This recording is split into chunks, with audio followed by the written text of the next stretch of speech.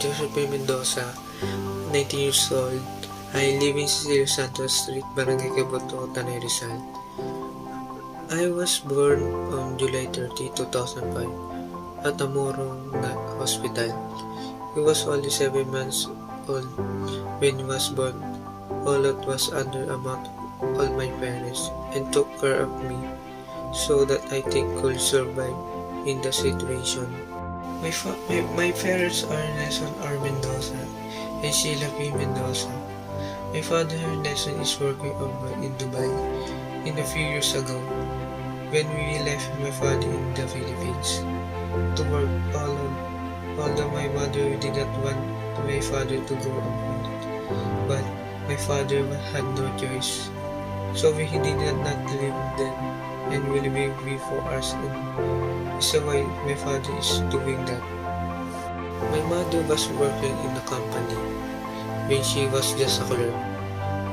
My mother was always took me and me her to the convenience store, although she accompanied her when she went to work and took care of me and my siblings. She was able to support us in situation. Because of there, my mother got promotion because of hard work and dedication to work. My mother was promoted to a manager, and a few years ago, my mother was promoted to the area manager, and she is still working today. My father and my mother got married on September 17, 2001. They have 3 children. The first is my eldest brother, Christian Mark P. Mendoza, and my second brother is Gabriel P. Mendoza.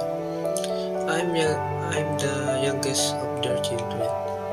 My older brother, Christian Mark, graduated with a Bachelor of Science in Hospitality Management from the University of Rizal System, Morong Campus, in 2022, and is now working as a call center agent in company here in Tanay Rizal. When he was graduated, my older brother was big deal to his mother and father because they had a son who graduated from college and had something to be proud. My second brother is Gabriel, is currently finishing his studies in college in 3rd year of Bachelor of Human Services courses at the University of Rizal System, Morong Campus. Although he is not yet fluent anything, my brother is trying to finish so that can help our parents so that he can rest with them when they go to work and not having to worry about household expenses and others. Thirdly, I'm a pursued student of Bachelor of Arts in Political Science of University of Rizal System, Pililla Campus. Although I'm a new college, I'm still adjusting and I still have a lot to learn and to do as a student. But they have said if you give up, you will have to achieve nothing in life. But if you have tried, you will be achieve something in life. That's what I have imprinted to myself even though I will have these difficulties. Although I will try to fulfill my dreams, that I can achieve success. That there are of us, my parents grew up in Tanay Town. That's where I was born and raised, and I studied there. When I was elementary school, I studied in Senior Urban Senior Memorial Elementary School and graduated in 2018. I have many happy memories of elementary school, especially when we would play on the playground and we have would plant plants in the garden. And when I was in high school, there were 2 schools in the study. At first, there was private school in Sarois Development School of Tanay United, and we had to grade 7 there, and meeting my friends there. Although I went to private school, I have come closer with them because I was necessary reasoning. So I'm transferred to public school. The school has in turn was Tanay National High School. There are had many more friends and I learned a lot. especially being able to get along with others, especially in classroom. There's had many friends who have been truly helpful in any problem, and one of them was my teacher, who even thought you have read down yourself. I was still my teacher. There guide me and through all my family in life. Because of that, I am very grateful to her. Also learned a lot from her. But unfortunately, she passed away due to the heart attack. But even so, I still am grateful because she was my teacher from grade 8 to grade 9. When I finished high school in 2022, I studied international high school.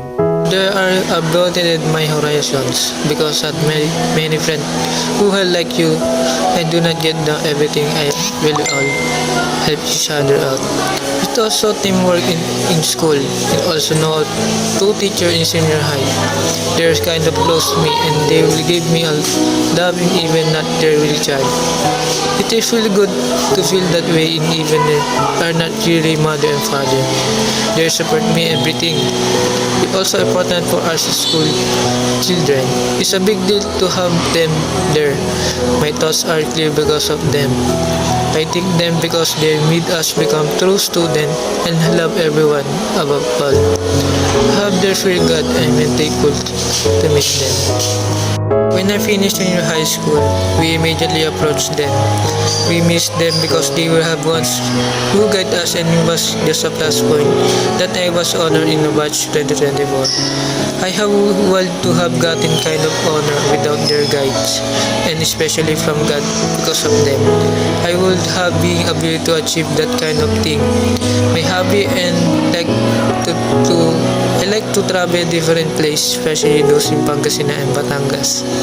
And I like quiet place and beautiful view there and they relax my body and mind. My hobby also play basketball, although it's not very good at it, but it's a bit of trouble market. I like to play it, especially with my friends, and invited me there with a bonding relationship with them. When I was 15 years old, I joined an organization in our church. Although was hesitation, I still tried at first. I was nervous, especially since I do not much about it. When you're starting being sacristan, God far flow through me. When I was stealing information, we are immediately asked if we are going to continue to be a sacristan. But I told myself that I want to be dedicated myself to God to stand being His altar. When I was installed as sacristan, I had many things to learn. I will enter first there, very far and when you love and we are duty at that too. You have to get along with those who are with you. That is what being a good person and being a sacristan. Currently, I'm still turning back on God and the church and have been sacristan for 6 years. And also, I'm also teaching new sacristan. Although it's a difficulty, I love it and I do. And God knows I will do it. In my conclusion, let's not try to do things that are difficult for us. We just need to have the courage to ask for guide from Him because they say, let's go for who you think you are supposed to be and embrace who you are.